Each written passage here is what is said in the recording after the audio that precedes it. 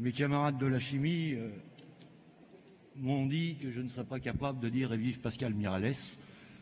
C'est maintenant chose faite.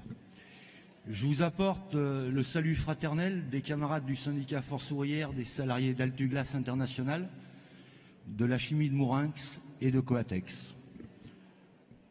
J'ai la charge de représenter la Fédération de la chimie dans les négociations avec l'Union des industries chimiques. Négociations donc portant sur la convention collective nationale. Obtenir des droits conventionnels pour les salariés de ces branches d'activité est une des raisons d'être de la Fédération.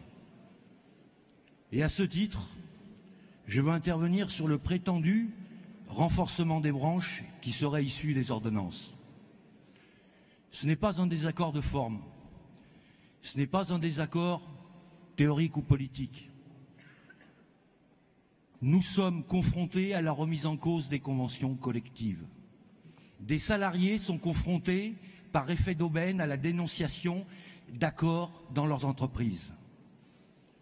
En dehors du temps de travail, la loi El Khomri laissait la possibilité aux branches de définir l'étendue de leur ordre public conventionnel.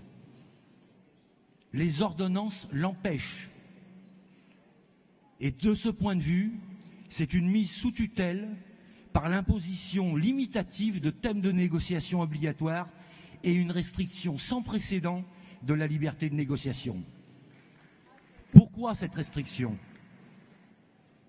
Eh bien, c'est comme pour les IRP, la destruction des IRP sous couvert de fusion. Il leur a fallu l'imposer parce qu'ils n'obtenaient pas d'accord suffisamment à leurs yeux.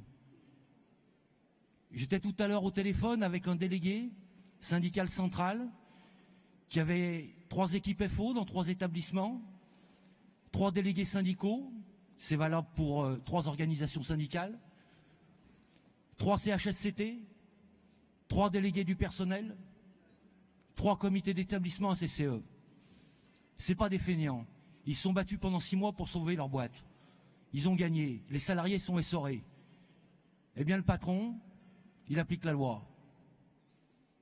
Un seul CSE pour 3 établissements.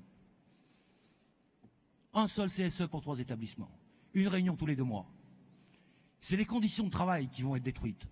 C'est la santé des salariés qui vont souffrir.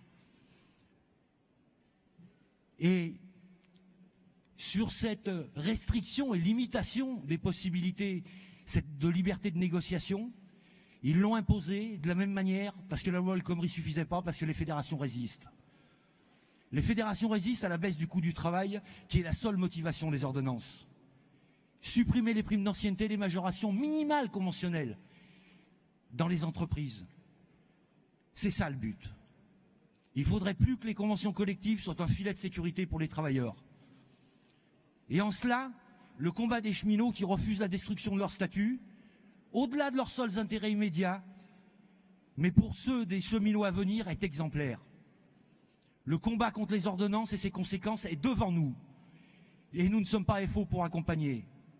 Il est l'heure de résister et la grève des cheminots constitue un formidable point d'appui pour y aller tous ensemble. Vive la liberté de négociation, vive la défense des statuts, vive la défense des conventions collectives et vive Force ouvrière.